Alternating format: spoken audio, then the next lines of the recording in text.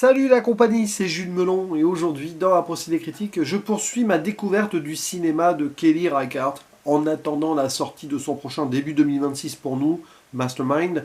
Ici il va être question de La Dernière Piste ou en version originale Meek's Cut-Off. C'est un titre assez historique sur lequel je reviendrai.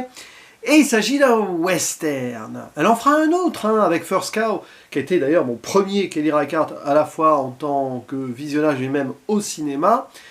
Et donc ici nous retrouvons dans le rôle principal son actrice fétiche, Michelle Williams, à ses côtés Bruce Greenwood qui va jouer l'antagoniste, le fameux Stephen Meek, qui donne son nom au titre. Et on va reconnaître Paul Dano, Will Patton, Zoe Kazan ou encore Shirley Henderson, sans oublier Neil Huff et le jeune Tommy Nelson. Mais il y a un autre acteur très important à noter, celui qui joue entre guillemets l'Indien. Évidemment, on va revenir sur son protagoniste. C'est un certain Rod Rondo, voilà, qui est donc d'origine d'un des peuples natifs américains. Et nous sommes ici en présence d'un western donc réalisé par une femme. Et il y a quelques jours, j'avais évoqué The Rider de Chloé Zhao. Tout autre style ici, puisque ça ne se déroule pas de nos jours, c'est pas le même format d'image, tout ça, mais on est bel et bien en 1845, 19e siècle, dans l'Oregon, où Kelly Reichardt, accompagnée de son scénariste, l'auteur Jonathan Raymond, qui a travaillé avec elle avant, et là il est le seul d'ailleurs à l'écriture, enfin, à mon avis, Kelly Reichardt évidemment a participé à tout cela, mais là, bref, nous sommes ici en présence d'une histoire vraie, mais mise au cinéma en fiction, puisque ce qui s'est passé là, en effet, s'est déroulé au milieu du 19e siècle, où on va suivre un convoi de chariots, donc des pionniers, de chrétiens, qui veulent aller vers l'ouest, ils veulent aller s'installer quelque part dans l'Oregon, trouver leur terre promise. Donc c'est, on va dire, le trope habituel de la conquête de l'ouest, et tout, l'Amérique qui s'étend, etc., etc. Alors, dans la réalité des faits, oui, un certain Stephen Meek, ici présent, un trappeur, a bien guidé des gens en leur faisant prendre un raccourci, un cut-off, un shortcut aussi, on pourrait dire, et il y a eu des morts. Mais est-ce que ce film va montrer cette histoire? Peut-être pas. Je reviendrai sur ce point quand même en zone spoiler, mais ne vous attendez pas forcément à quelque chose de vraiment historiquement vérifiable à 100%. Bon bref, ces gens-là, ils sont quelques-uns, pas beaucoup, ont dévié de la route principale sur les conseils de ce Stephen Meek. Je sais pas, j'étais peut-être 250, là ils se retrouvent une toute petite dizaine, et ils vont souffrir, parce qu'au lieu de passer 2 semaines comme prévu, ils errent là, dans ces terres qu'ils ne connaissent pas, mais que Stephen Meek prétend connaître, peut-être, ils errent là depuis peut-être même 5 semaines, je crois, enfin bon. Le temps, de toute façon, est à la fois dilué, dilaté, importe peu, et d'importance capitale dans ce genre de film. Et donc, à un moment, forcément, il va se poser la question de la survie. Sont-ils perdus, comme l'un d'entre eux l'inscrit, donc le grave sur du bois, sur une souche qu'on peut retrouver dans un musée, donc on prend des trucs réels, réalistes, là. Et la question est, comment vont-ils s'en sortir et ils vont rencontrer, donc, un natif américain sur place, un Cayuse, donc un peuple d'ailleurs qui serait même méprisé par d'autres peuples natifs, c'est ce que dit ce Stephen Meek, qu'il ne faut pas croire sur parole, et pour cause. Et du coup, évidemment, le convoi, le petit clan, là, va être divisé. Que faire avec ce Cayuse? L'emprisonner, peut-être même le tuer comme Meek veut, ou non, au contraire, le suivre, parce que peut-être que lui vraiment connaît ses terres, et va les mener, peut-être, en voulant les aider, vers un point d'eau, par exemple, ou quelque part pour retrouver la piste, la fameuse dernière piste, au titre français, qui n'a aucun sens, d'ailleurs, mais bon, c'est pas grave. Et nous sommes ici en présence, donc, d'une œuvre, je dirais pas contemplative, parce que ça serait un terme un peu galvaudé, je trouve, méditatif, mais aussi qui questionne beaucoup de choses. Kelly Reichardt prenant son temps, et c'est très important, et aussi met le focus sur les femmes, et même le petit là, qui va devenir un homme lui. Et est-ce que nous sommes en présence d'un western féministe? J'ai envie de dire oui, mais c'est surtout quelque chose qui remet en perspective la conquête américaine au sens large et le mythe du western. Oui, elle le déconstruit à fond. Cependant, elle en prend, on va dire, tous les atours, avec ce format à l'ancienne, des vieux westerns. On n'est pas du tout dans le cinémascope, là. On est, je sais pas, c'est pas du 4 tiers, c'est du 1, je sais pas quoi, là, mais bon. C'est un format académique, le 1.33, qui est utilisé notamment par John Ford, hein, on va citer lui en priorité. Donc on est vraiment dans la possibilité de voir un western, mais très vite, dans sa façon de filmer et de choisir ses plans, quand bien même, à un moment, on a des panoramas, bien sûr, on va surtout se centrer sur l'intime. Et méditatif, oui, parce qu'on questionne beaucoup de choses, et on traverse avec eux. C'est-à-dire qu'on traverse le film comme eux, ils traversent le désert, en se questionnant, mais par contre, on survit excessivement bien devant une petite perle cinématographique comme celle-ci. À terme, c'est peut-être le film le plus abouti que j'ai vu de la réalisatrice, qui en a fait d'autres exceptionnels. Alors Wendy et Lucy, superbe, certaines femmes aussi, bien sûr. Même ses premiers sont passionnants. First Cow, il faudra que je le revoie, mais j'avais beaucoup apprécié. Son précédent, Showing Up, oui, même s'il faudra aussi que je lui redonne sa chance pour aller plus loin, parce que c'est assez différent, mais ça reste du Kelly Reichardt qui s'intéresse, on va dire, au quotidien des gens, leurs relations, dans divers contextes. Dans l'Amérique, là, ici, c'est l'Amérique en construction. Ici, ce n'est même pas l'Amérique. En 1845, donc on est sur le territoire de l'Oregon, qui n'est même pas encore un territoire américain, et qui est encore loin d'être un État américain, où il y a peu d'Américains, clairement. Hein, à un moment, c'est dit à l'oral, même s'il faut vraiment se méfier des informations données par le guide, là. Mais oui, c'est vraiment encore ces terres sauvages, entre guillemets, peu habitées et peu américanisées. Et là, on a des gens qui... guidés par la religion, part importante ici, veulent s'imposer et s'installer sur ces terres, quoi. Et vont être remis face à la réalité de cette difficulté de trouver sa place, et face à un local qui finalement va poser ce contrepoint-là, mais qui va être méprisé alors qu'ils ne le connaissent pas, mais il y en a qui vont prendre, enfin, qui vont quand même se dire qu'il est peut-être plus humain finalement que pas mal de choses, notamment ce Stephen Meek là, ce trappeur. Il y a tout un délire là-dessus. Moi j'adore le personnage donc du Cayuse, parce qu'il parle hein, dans le film, il fait des monologues, pas sous-titrés, c'est hyper important. Alors j'avoue, j'ai vite fait regarder après s'il y a eu des traductions, si dans le scénario, oui, il y a des précisions, mais ce sont des guidelines, et je pense qu'ils ont laissé l'acteur peut pas improviser, ou presque, enfin, y aller, on va dire, en prenant possession de son personnage, de certaines réflexions à voix haute par rapport à ses ancêtres. Alors, je ne pense pas que le monsieur soit un Cayuse, enfin, j'en sais rien, mais bon. Alors, le dialecte n'est peut-être pas celui qui aurait parlé, donc, ce personnage-là. Encore faut-il que cette langue ait survécu, parce qu'il y a pas mal de langues de peuples locaux qui ont commencé à disparaître vers fin du 19e, début 20e siècle, hein. Donc c'est un peu complexe comme situation, mais oui, il y a des réflexions qui sont exceptionnelles. J'en ai lu quelques phrases, je ferai une petite zone spoiler peut-être pour en parler, mais je ne sais pas si je vais parler de tout ici, c'est pas vraiment le plus important. Ce qui est très intelligent surtout, c'est de voir comment Kelly Reichardt met en place son cinéma dès le début. Les choses sont claires. On va montrer ce qui n'était pas montré dans les westerns d'avant. J'ai parlé d'un western il n'y a pas longtemps, La poussière, les sueurs et le sang. Le titre m'échappe parce que le titre français est un petit peu... je me souviens même plus du titre original, mais j'en ai parlé à la fin de l'été. Voilà, vous pouvez retrouver ça. Un western très peu connu qui montrait déjà le quotidien et des cow-boys qui n'étaient pas des héros. Enfin bref, c'est vraiment le truc anti-western, quoi. Là, on est encore plus loin, j'ai envie de dire. Dès le début, il y a cette traversée de rivière qui en dit long. Voilà, le passage quoi, vers un monde inconnu où ils vont peut-être regretter d'avoir suivi ce trappeur guide.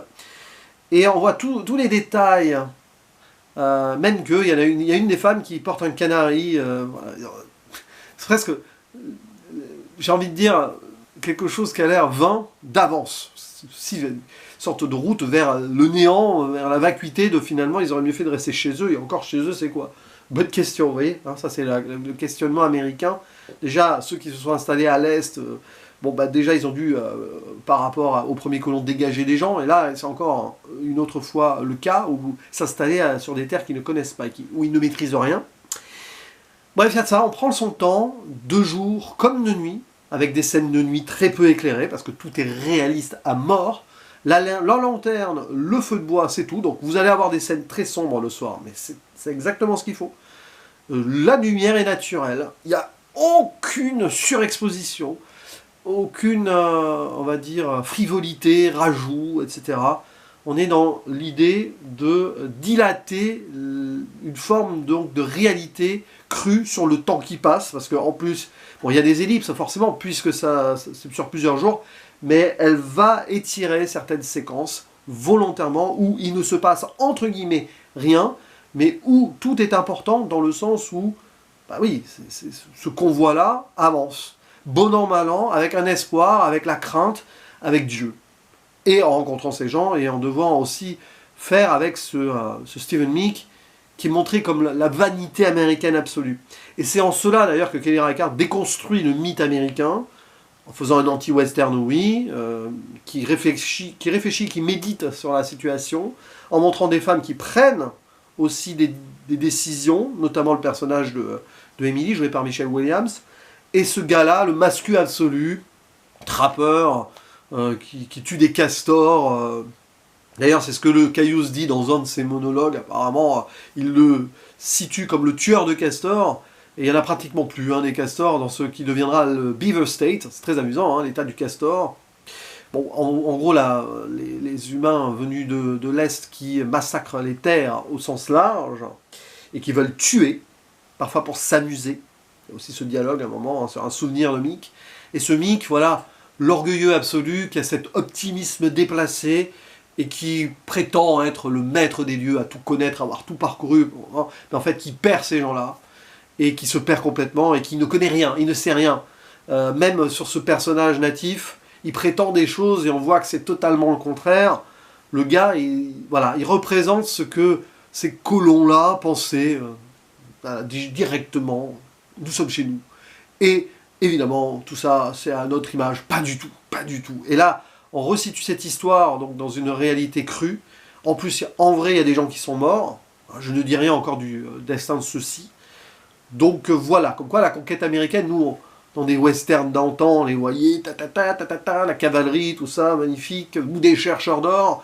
Même que là-dessus, Kelly Reichardt déconstruit cette idée, 3 ans avant le Gold Rush, la ruée vers l'or en Californie. Là, on a le petit Jimmy qui va devenir un homme. Attention, qui trouve une pépite d'or. Il est là, il est tout fier. Mais bon, la pépite d'or, elle va pas être utilisée pour trouver de l'eau. C'est ce qui est dit. La vacuité du truc. Vous voyez comment même on retourne l'idée que oui, t'as trouvé quelque chose de précieux, mais il n'y a rien de plus précieux que l'eau là. Sinon on va crever. On a beau avoir tout l'or du monde. J'aime bien l'ironie du sort là-dessus. Et donc évidemment, vous voyez des magnifiques panoramas. Des panoramas un peu plus enfermés que si c'était du cinémascope, mais quand même. Des couchers de soleil, la nuit, et aussi les rapports de plan avec c'est vallonné, et puis justement comment les rencontres, la première rencontre avec le Caius, les face-à-face, des champs contre champs, presque westerniens, mais où on déconstruit aussi les duels de ce genre de western, parce que moi je trouve que c'est très très fort là-dessus. Kelly Reichardt aime le western, ça se voit, même si elle ne se dit pas fan des westerns classiques. Quelque part, elle a peut-être pris justement ces codes-là et elle a montré qu'elle voulait faire autre chose à sa manière, tout en aimant ces espaces, parce que c'est une cinéaste de la nature aussi, on le voit toujours dans ses films, des lieux, quoi, de ce qui entoure les personnages, qui entoure et qui les enferme dans l'intime. Là, c'est parfait. Souvent, la forêt et tout, bon là, c'est le désert, mais qu'est-ce qu'elle est bien dans sa façon de capter la situation. Donc, spoiler quand même, parce qu'à la fin, on ne sait pas si elle survive ou non, et c'est la meilleure conclusion possible. D'ailleurs, extraordinaire fin. Il y a un dernier chant contre chant entre Emily et le Caius qui ont une relation dans le film, qui va être vraiment le contrepoint de Stephen Meek. Et ce dernier chant contre chant aboutit vers le Caius qui marche sur la route. Ouverture vers un horizon, mais on sent que c'est un horizon qui va être bouché par le fondu au noir final. On ne sait pas ce qu'il va advenir d'eux. Et j'ai envie de dire, c'est pas qu'on s'en fiche, mais c'est pas le but du film. Dans la réalité, il y en a qui sont morts, il y en a qui ont survécu. Peut-être que là, dans ce convoi, ils vont tous crever, ou il y en a qui vont survivre. Sachant que Stephen Meek a survécu, peut-être qu'il y en a quand même qui vont s'en sortir, à moins qu'ils les aient tous laissés derrière. C'est pas grave. De toute façon, ça ne veut pas être à 100% historiquement réel, mais c'est réaliste. C'est ça le plus important. C'est un film réaliste, mais pas réel dans tout ce qui s'est passé. Et tout ce qu'on peut voir là, voilà, c'est les affrontements ou non-affrontements entre le Caius et les colons, ces doutes-là, Mick il veut le tuer. Il dirait qu'il l'appelle le sauvage, machin. Bon, voilà. À aucun moment il montre quelque chose de belliqueux, et en vrai dans ses discours monologues, il se questionne plus sur qui sont ces gens. Qu'est-ce qu'ils me veulent? Il en appelle aux esprits, Brother Moon, à un moment, oui, il y a ça. Hein. Alors ça, c'est ce que j'ai trouvé dans des petites notes du script. Et limite, il imagine que ces gens sont comme une apparition dans un rêve, mais il sait qu'il vit. C'est comme s'il était en transe, le personnage de ce Cayuse-là. Et quelque part, un peu comme s'il faisait son walkabout pour faire la transition, ce qui se passe en Australie, et par rapport au très bon film de Nicholas Roeg, qui s'appelle donc Walkabout aussi, La Randonnée en version française. Et Kelly Reichardt avoue que c'est un de ses films de chevet, et qu'elle s'est inspirée de certaines choses. Donc, d'une œuvre australienne dont j'ai parlé il y a quelques mois. Hein. Vous pouvez trouver ma vidéo en faisant une recherche, hein, Walkabout, Randonnée, Jules Melon, hop, vous trouverez cela sans souci. Et en effet, ça se sent dans l'idée de... C'est là où je parlais de méditation, c'est quasi transcendantal par moment, et c'est fou, quoi. Tous ces monologues, on n'a pas envie de savoir ce qu'il dit, mais on comprend. Est-ce qu'il en évoque à ses esprits? Il y a des moments, il laisse des messages, genre il y en a un qui dit que c'est religieux, parce que, ah oui, la religion, hein, ils lisent tout le temps la Bible, machin. D'ailleurs, ça commence sur le jardin d'Éden. Ah oui, ils vont peut-être expulsés de ce jardin d'Éden qu'ils voulaient coloniser de force. Et donc, oui, il laisse des messages, et il y en a qui disent non, c'est pour que ses amis, ses congénères viennent le suivre et nous attaquer. Non, il y en a un, le personnage de Will Patton prétend que c'est juste parce que c'est sa religion. On ne saura jamais, et vaut mieux pas savoir, de toute façon, on comprend. Et Emily comprend. Emily, elle sent que c'est quelqu'un qui va les guider, c'est peut-être son dernier espoir, et elle veut qu'il soit redevable d'elle aussi. À un moment, elle va lui coudre de force ses mocassins. Il n'a rien demandé, mais elle va le faire. Elle aussi, on sent qu'il y a cette dualité-là, parce que quand bien même elle est pacifiste, et ça se sent, et qu'elle va même, un moment, tenir tête à Mick, elle n'en reste pas moins la chrétienne américaine ou américaine en devenir. Je pense que c'est des gens qui étaient déjà américanisés vers l'Est. C'est assez incertain, ça. Hein. Mais qui sont, voilà, qui ont cette idée-là. D'ailleurs, il y en a qui sont très optimistes dans le groupe. L'optimisme à l'américaine, ouais. Et elle est entre deux. C'est-à-dire que quand même, elle dit, oui, quand même, hein, voilà. C'est passionnant, ça. Elle a beau s'opposer, surtout elle s'impose, j'ai envie de dire, mais elle reste quand même dans cette idée que c'est l'épouse d'un Américain, et qu'elle est américaine, donc elle-même. C'est d'ailleurs la première fois qu'elle le voit, elle a peur, elle va sortir son fusil, d'ailleurs on voit, elle recharge en plusieurs fois, le plan est fixe et dur, c'est génial ça. Il y a plein de plans comme ça qui sont fixes et durs, et beaucoup d'autres réalisateurs auraient cut off, ils auraient coupé, ils auraient fait des raccourcis dans le temps, non. C'est pas le but de Kelly Reichardt, et c'est ça d'ailleurs l'importance du film, sinon c'est pas du tout la même œuvre, et c'est foiré, alors que là c'est totalement réussi, vous voyez. Donc oui, il y a une non-fin, il y a un arbre d'espoir, il y a plein de petits trucs comme ça où ils y croient plus, ils y croient plus. C'est vrai que c'est la traversée du désert, hein, quelque part. Finalement, ils expérimentent ce que Jésus a expérimenté dans leur Bible, hein, si vous voulez. C'est passionnant ça, mais c'est comme ça que l'Amérique se construit. Ou ici, comment on déconstruit cette Amérique en construction, et je trouve ça très fort. Je fais un Amazon spoiler, ouais, voyez-le, la dernière piste, ou Mix Cut-Off de Kelly Reichardt. Si vous aimez le western, tentez-le. Ça peut évidemment vous surprendre, mais ça vous ouvre l'esprit aussi, quelque part, hein, dans l'idée de se questionner sur beaucoup de choses. C'est ce que fait Kelly Reichardt en tant qu'américaine elle-même, elle le fait tout le temps dans ses films. Elle questionne ses origines, comment ça s'est créé là. Elle qui adore son état, l'Oregon, parce qu'elle est de là, elle n'oublie pas qu'à la base, c'était pas du tout l'état de ses ancêtres, et comment cet endroit s'est construit là, s'est mis en place.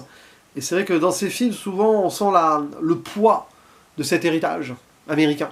Parfois, Wendy et Lucy, c'est assez fort, hein, sur le côté social, et que finalement, le mal américain, même si c'est pas non plus hyper frontal chez elle, mais quand même, a fait qu'aujourd'hui, encore, c'est compliqué, mais elle est là, et elle veut quand même être optimiste à sa façon, en cadrant les panoramas, et que parfois, de toute façon, l'homme est plus petit que la nature, et dans l'intime, on ressent cette pesanteur, j'ai envie de dire. Donc ouais, si vous aimez ce film d'ailleurs, intéressez-vous, mais j'en parlais en Amazon Spoiler, mais je le fais là, au Walkabout de Nicholas Roeg, parce que c'est donc un de ses films préférés, et une de ses inspirations-là, puisque j'en ai en plus parlé il y a quelques mois, sans savoir que j'allais évoquer la dernière piste. Voilà, c'est ça qui est génial, quand on découvre des films, on fait des ponts comme ça, waouh, et on s'imaginait rien avant. En tout cas, voilà, et puis, performance d'acteur, oui, c'est sûr aussi, mais l'important c'est le global, là, et comment vous allez passer le temps devant, tout en étant investi devant une œuvre très importante de ce 21e siècle en termes de western américain autre. Voilà, The Rider, Chloé Zhao. La dernière piste, donc, de Kelly Reichardt, très différent, deux visions de femmes sur comment ces espaces vivent, même si du coup ils sont très différents, hein, ces longs métrages au final, ils sont très différents, mais c'est important quand même.